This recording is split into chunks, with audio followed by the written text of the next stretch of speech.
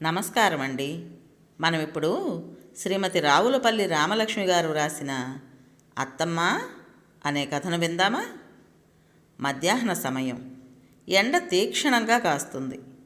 ఏమండి, కుటుంబ వివరాలు వ్రాసుకోవాలి, కాస్త తలుపు తీస్తారా అన్న కేకతో తలుపు తీసి సాదరంగా వత్సలను ఆహ్వానించింది సత్యవతమ్మ.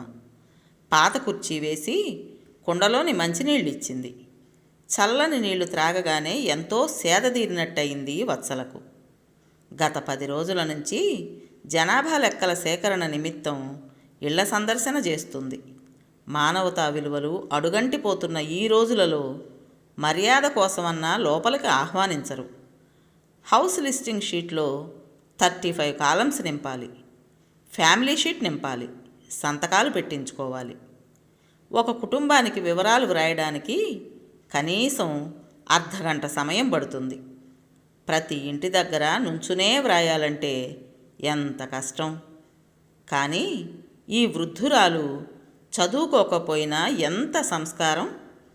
ఆమె పట్ల కృతజ్ఞతలు నింపుకొని వివరాలు సేకరించింది. కొడుకు భార్యాబిడ్డలతో ఉంటున్నట్ట.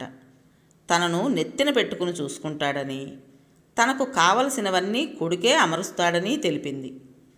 ఒక పక్క వివరాలు అడుగుతూనే నేల, గోడ, పైకప్పులను, గదిని పరిశీలించింది. చాలా పాతగా వెలసిపోయి ఉంది గది. అందులోనే ఒక ప్రక్కగా కిరోసిన్ స్టవ్వు, కొద్దిగా వంట పాత్రలు ఉన్నాయి.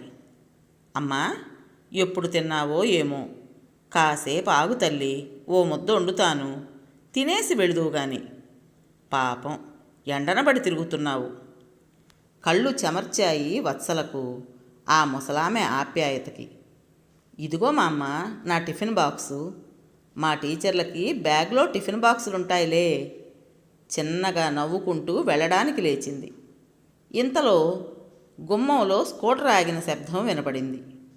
ఓ 30-35 ఉంటాయి అతనికి. స్కూటర్ దిగి సరాసరి మేడ మీదకు వెళ్ళబోతున్నాడు. సత్యవతమ్మ గబగబా దగ్గరకు వెళ్ళింది.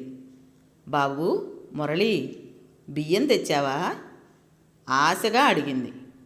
అంతే, గయ్యమని లేచాడు తల్లి మీద. ఏ, నాకేమీ పని బాట లేదనుకున్నావా? 4 రోజుల నుంచి ఒకటే ప్రాణం తీసేస్తున్నావు. ఏ జావో గంజో తాగిపడుండు. అయినా ఇంకా ఎవరిని ఉద్ధరించడానికి బ్రతికున్నావు? రేపో మాపో కాటికి పోయేదానికి బియ్యం, కాయగూరలు అంటూ రోజు చంపుకు తింటావు. పక్కన ఎవరో ఉన్నారన్న ఇంగిత జ్ఞానం కూడా లేకుండా విసురుగా అనవలసినవన్నీ అనేసి మేడపైకి వెళ్ళిపోయాడు. కొడుకు మాటలకు ఆమె మొహం చిన్నబోయింది. కానీ ఒక్క క్షణం మాత్రమే. ఇవన్నీ ఆమెకు మామూలేమో మరి. తెల్లబోయి చూస్తున్న వత్సలతో, పాపం, వాడేదో చికాకులో ఉన్నట్టున్నాడు, నేనే బుద్ధి లేకుండా వాడిని విసిగించాను. చిన్నప్పటి నుండి అంతే. వాళ్ళ నాన్నలాగే ముక్కు మీద కోపం, లేని నవ్వు మొహం మీదకు తెచ్చుకుని అంది. మేడ మీదకు వెళ్ళిన కొడుకు గోడకు కొట్టిన బంతిలా క్షణంలో మళ్ళీ కిందికొచ్చాడు. ఇదిగో ముసలి, నువ్వెక్కడే ఉంటే నా బుర్ర మాటి మాటికి ఖరాబు చేస్తావు. ఇక ఈ ఇంట్లో ఒక్క క్షణం కూడా ఉండడానికి వీల్లేదు. ఊళ్ళో చాలా ఆశ్రమాలున్నాయి, పోయి అక్కడే ఉండు. నాకు ఓ 1000 రూపాయల అద్దెైనా వస్తుంది. అర్థమైందా? నీకెవరూ లేరని చెప్పు. అక్కడ నీలాంటి వాళ్ళందరూ ఉంటారు. 3 పూట్ల తినుండొచ్చు. సాయంత్రం నేను డ్యూటీ నుంచి వచ్చేసరికి నువ్వు ఇంట్లో ఉండకూడదంతే.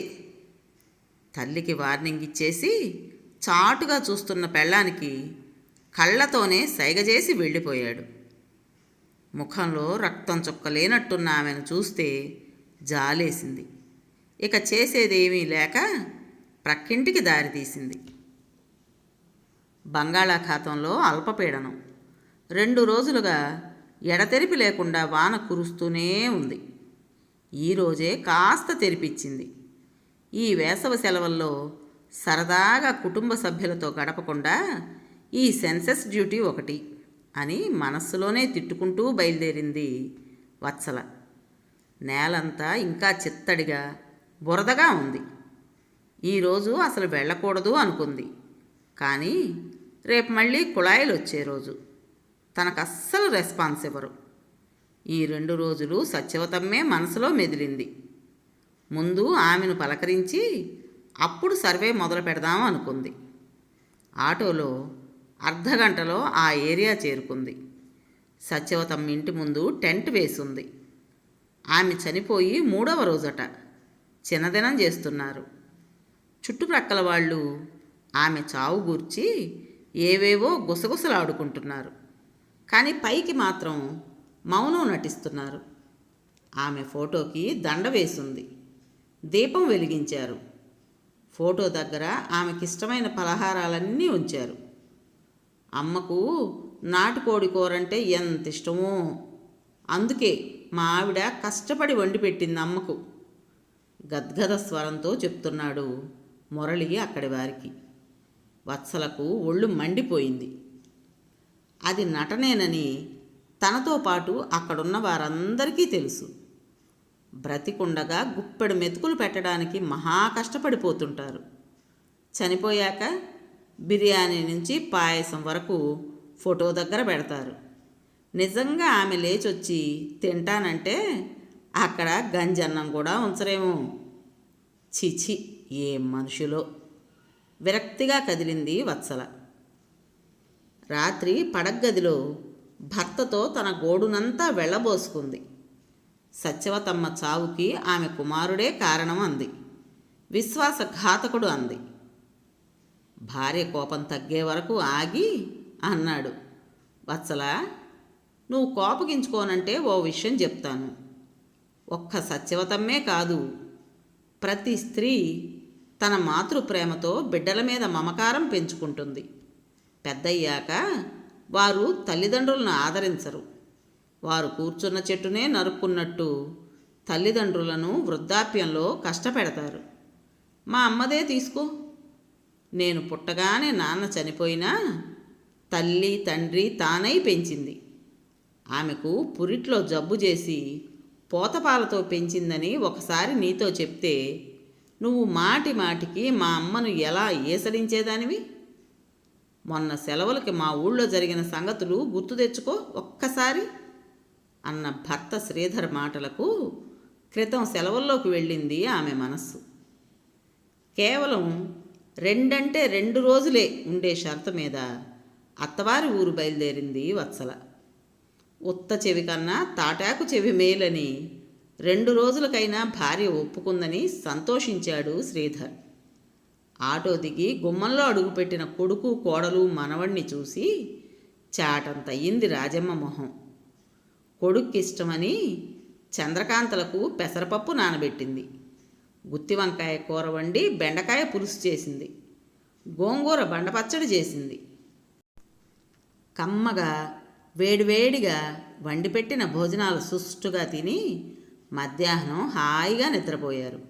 సాయంత్రం వత్సల నిద్రలేచేసరికి పెరట్లో తల్లి కొడుకులు సంభాషించుకుంటున్నారు. తనకున్న జబ్బులన్నీ ఏకరువు పెడుతోంది కొడుక్కి. కీళ్లవాపులంట, ఆయాసమంట, ఇలాంటివన్నీ.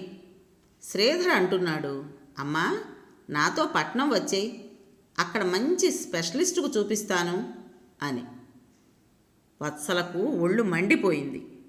ఏదో పనున్నట్టు భర్తని కేకేసింది. అక్కడెవరున్నారు ఈమెకి చాకిరీ చేయడానికి? మనమా ఉదయం పోయి సాయంత్రానికి వస్తాం. నాకు ఇటువంటి బర్డెన్స్ అవి పెట్టకండి. అయినా నేను కష్టపడుతుంది నా బిడ్డల భవిష్యత్తు ఉజ్వలంగా ఉండాలని, అంతేగాని అడ్డమైన వారికి చాకిరీ చేయడానికి కాదు. కావాలంటే ఎంతో కొంత డబ్బు పడేయండి, ఇక్కడే చూపించుకుంటుంది రోషంగా అంది. వత్సల, కాస్త నెమ్మదిగా మాట్లాడు, అమ్మ వింటే బాధపడుతుంది అనునయంగా అన్నాడు శ్రీధర్. ఓసి, ఎంత ప్రేమ గారిపోతుంది తల్లి మీద.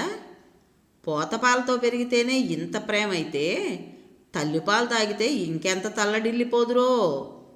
దీర్ఘం తీస్తూ అనేసరికి పూర్తిగా తగ్గిపోయాడు. అయినా కడుపులో లేని ప్రేమ కౌగలించుకుంటే వస్తుందా? అదే తన తల్లికి చిన్న తేడా చేస్తే పిలిపించుకుని ఎన్ని సపర్యలు చేస్తుంది. భార్య చదువుకుంది, కానీ సంస్కారం కనిపించదు. తన తల్లి అయినా భర్త తల్లి అయినా ఒకటే అన్న భావం ఆడదానిలో ఎప్పుడొస్తుంది?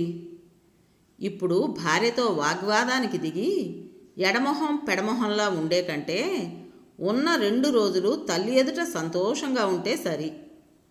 ప్రతిసారిలాగే తగ్గిపోయాడు శ్రీధర్. తనతో పాటు సమానంగా సంపాదిస్తుందని, తనని చేతగాని వాడిలా తయారు చేసిందని ఎవరైనా అనుకున్నా సరే ప్రతిసారి తానే తగ్గిపోతుంటాడు.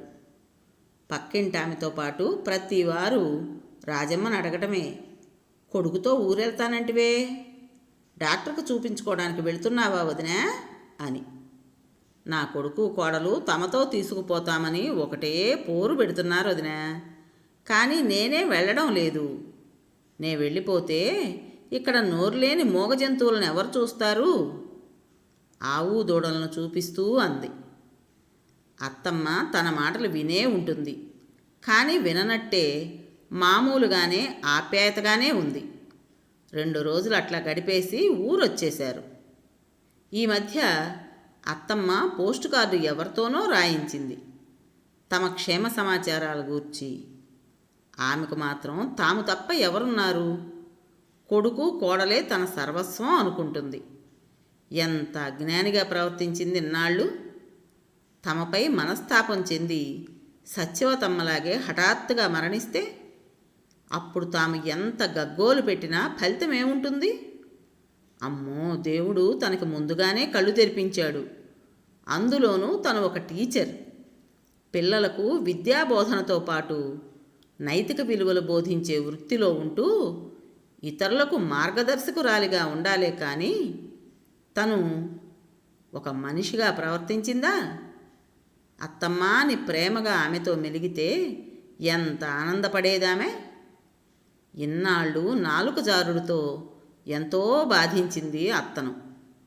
భర్త మంచితనాన్ని చేతకానితనంగా అలుసుగా తీసుకునేది వత్సల. ఆమెలో క్రమంగా మార్పు రాసాగింది. ఇప్పుడే అత్తమ్మకు ఉత్తరం వ్రాస్తాను. మీరు ఇక ఆ ఊళ్ళో ఒంటరిగా ఉండాల్సిన అవసరం లేదని, తమతోనే వచ్చి ఉండొచ్చని వ్రాస్తాను.